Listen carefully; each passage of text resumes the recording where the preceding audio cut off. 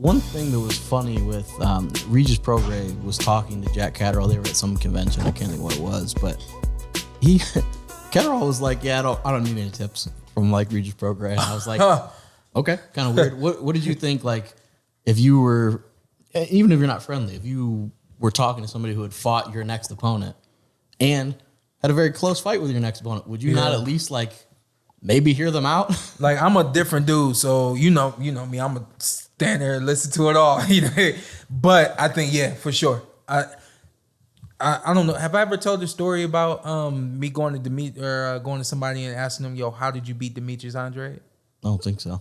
Brad Solomon, another really good amateur, didn't really pan out as a professional boxer, but Boo Boo beat me when we were 16.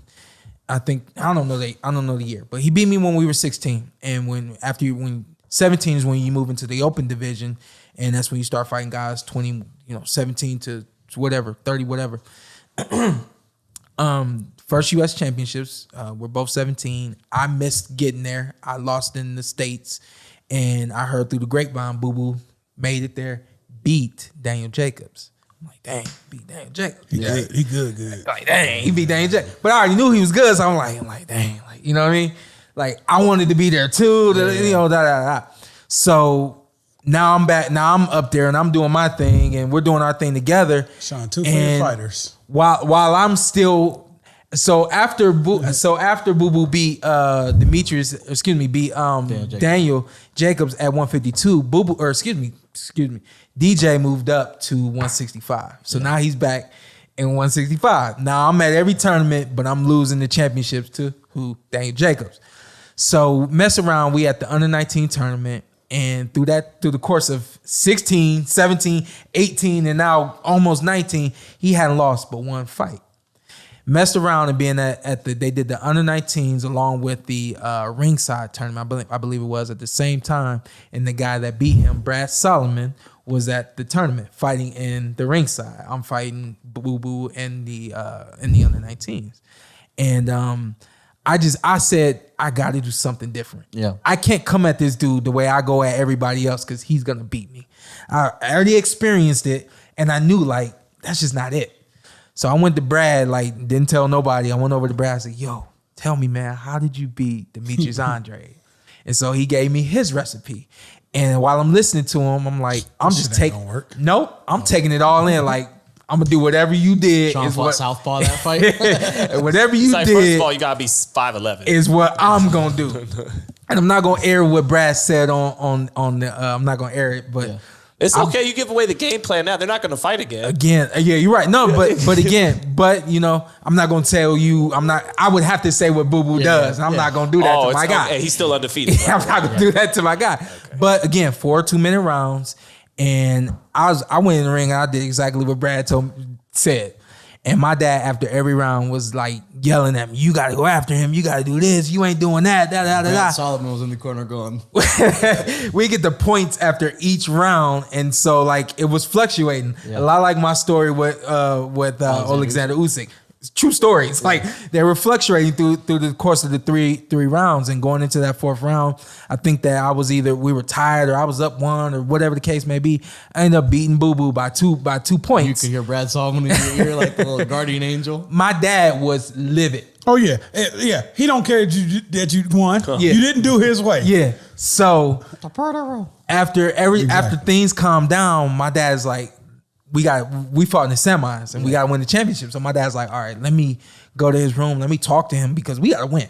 He said, man, what was going on? I said, you weren't doing anything I was telling you to do, and you could have lost. He said, I'm glad you didn't lose, but you could have lost. I said, Dad, I talked to Brad Solomon, and he said, do this, that, do this. And that's what I did, and that's how I felt like I was going to win the fight. So that's what I did.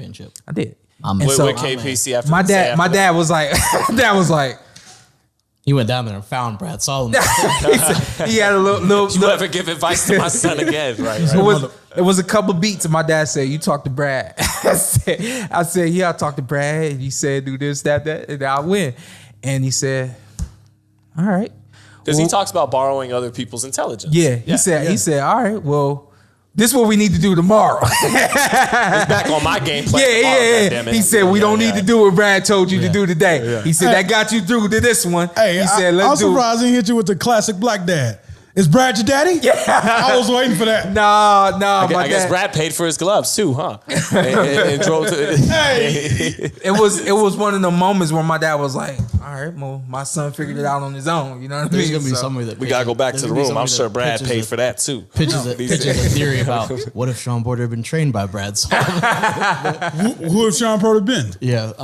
And then closing on that.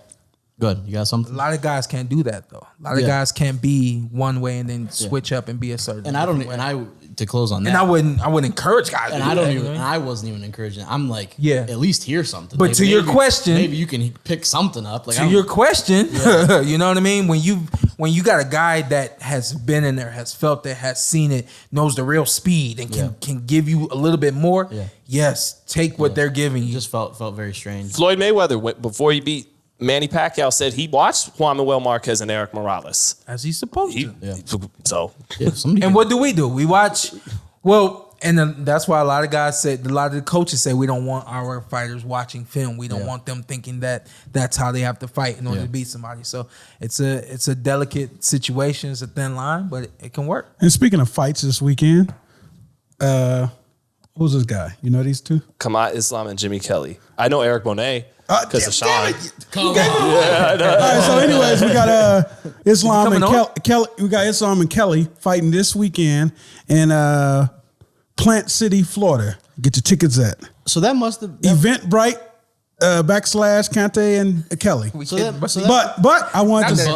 And Bonet's on the undercard. That's what I was getting to. So it must have been this motherfucker ruined my whole thing. So it must have been delayed because he was supposed to fight in Plant City last month. Yep. So on the co-main event is Mark Reyes Jr. versus Eric Bonet, one of Sean's former opponents. Yeah, I'm down for Mark Reyes for the Bone Jr. Collector. Yep.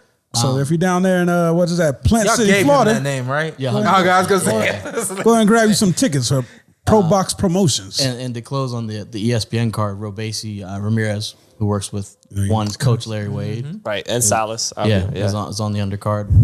What's up? I'm Showtime Shawn Porter. I'm Ed. Follow me on IG Ed with 2 T's. Let's do it. Let's do it again. All right. Just introduce yourself. Okay. And then you tell them what to do. I'm Showtime Shawn Porter. I'm Anthony Brenagh. Carson Merk. Like, subscribe, comment. This is the Porter Way.